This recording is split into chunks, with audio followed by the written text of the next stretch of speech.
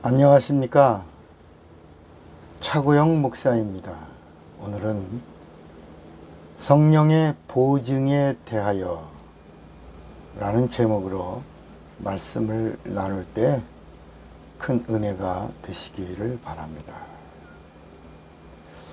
예수를 믿으면 처절한 회개가 한번 있어야 합니다. 이 회개는 율법을 지키는 회개고, 그리고 세상 죄를 장사 지내는 그런 회개를 처절하게 해야 합니다.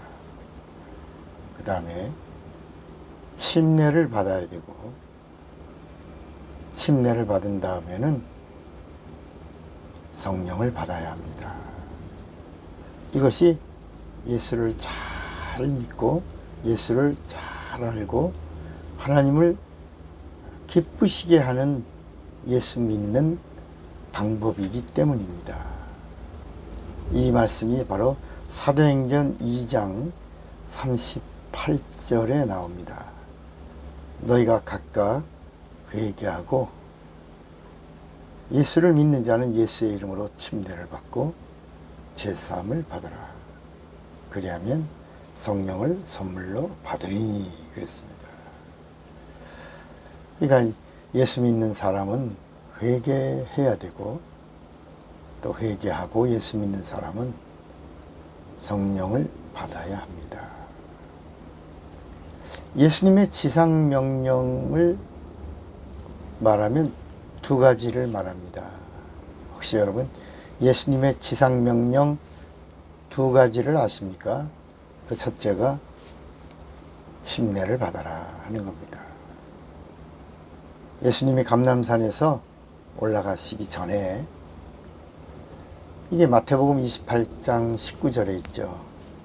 그러므로 너희는 가서 모든 족속으로 제자를 삼아 아버지와 아들과 성령의 이름으로 침례를 주고 내가 너희에게 분부한 모든 것을 가르쳐 지키게 하라. 볼지어다 내가 세상 끝날까지 너희와 항상 함께 있으리라 하셨습니다. 세례가 아닙니다. 침례 받으라고 그랬습니다. 세례는 천주교 용어고 원래는 뿌리가 불교입니다. 시체에다가 정결하는 의식을 뿌리던 것을, 이게 불교에서 사용하던 걸 천주교가 가져가서 아주 중요한 구원의 교리로 세례를 사용했죠. 그래서 세례를 쓰면 천주교인이다. 세례라는 의식을 하면 천주교인이고, 세례를 하지 않으면 배교하는 거다. 그래서 종교재판으로 1500년 동안 6800만 명을 천주교가 종교재판의 이름으로 세례를 거부한 자들을 죽였죠. 그래서 침례받는 자들을 죽인 겁니다. 우리는 세례가 아니라 침례받겠다 한 사람들을 죽였는데, 그 명단이 지금으로부터 한 25년 전 바티칸 공회 그 지하에 수리를 하다가 그 종교재판으로 죽인 사람들의 수가 나왔는데 무려 6,800만 명입니다. 그러니까 우리보다 신앙의 선배들, 세례가 아니라 침례받겠다고 한 사람들을 천주교가 종교재판이라는 이름으로 죽였죠. 허다한 증인들이 우리 앞에 있습니다. 세례가 아니라 뭘 받은 사람들, 침례를 받은 사람들 6,800만 명이, 그 순교자들이 우리 앞에 있는 겁니다. 힘내셔야 합니다. 두 번째 지상명령이 성령 침례 받아라. 성령 받아라. 이게 성령 침례 받아라. 첫 번째는 예수 이름의 침례를 받아라. 여러분, 예수의 이름의 침례를 받는 것이 물로 받는 거고, 그 다음에 성령으로 받는 것은 성령 침례입니다. 그래서 예수님이 니고데모하고 이렇게 이야기 나누다가 사람이 물과 성령으로 나지 아니하면 결단코 하늘나라를 볼 수 없느니라. 그 다음에 또 한 번 더 들어갈 수 없느니라. 거듭나야 천국에 들어간다. 거듭나는 게 뭐냐? 어머니 뱃속에 들어갔다 나는 겁니까? 아니라 물 침례로 나고 성령 침례로 난다. 이 무슨 뜻인가요? 물 침례로 거듭나고, 침례가 이게 죽었다 다시 살았다는 거거든요. 선악과를 이루는 겁니다. 이 침례가 구약을 다 이루는 것이 침례입니다. 그래서 물속에 들어갈 때 나의 사생활, 나의 옛사람 장사 지내고, 물에서 나올 때 예수와 연합하여 이제 산자가 되어 부활에 참여하는 자가 되는 겁니다. 이걸 거듭남, born again이라고 말합니다. 그래서 침례받는 순간에 예수님의 말씀입니다. 믿고 침례를 받는 사람은 구원을 얻을 것이요. 믿지 않고 그냥 교회 다니니까 침례받네. 그래서 침례받는 사람은 심판을 받고 구원이 결정되는 겁니다. 이 말씀이 어디 있어요? 마가복음 16장 16절입니다. 믿고 침례를 받는 사람은 구원을 얻을 것이요. 믿지 않고 침례받은 사람은 심판을, 정죄를 받으리라. 또 베드로 전서 3장 21절에 보면 물침례를 받는 것은 구원하는 표니, 구원의 표가 침례요. 거듭남의 표가 침례요. 하나님의 자녀가 되는 표가 침례입니다. 근데 아까 물과 성령으로 나지 아니하면 그랬잖아요. 성령 받는 것도 성령 침례인데, 이 성령 침례를 받으면 보증입니다. 보증. 구원받은 보증. 거듭난 보증. 자녀됨의 보증. 이렇게. 그러니까 성령은 어떤 분이냐?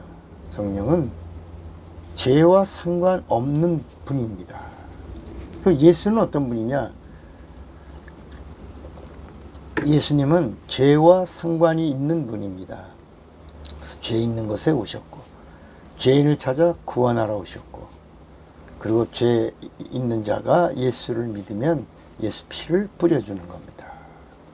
그러니까 예수님은 죄와 상관이 있는 곳에 오셨고, 성령은 전혀 다릅니다. 성령은 죄가 없는 곳에만 오십니다. 의롭다 하는 곳에만 오십니다. 그러니까 죄를 태우는 분이 아니라 그랬습니다. 죄하고 전혀 상관없는 곳에 오십니다. 그래서 오셔서 무슨 일을 하시냐? 보증하시고 인쳐주시는 겁니다. 그러니까 이렇게 낙인을 찍어주는 거죠. 그리고 예수를 증거하고 예수를 변호하시는 다른 보혜사이십니다. 그래서 예수는 인간의 보혜사가 되시고 성령은 예수의 보혜사가 되시는 겁니다.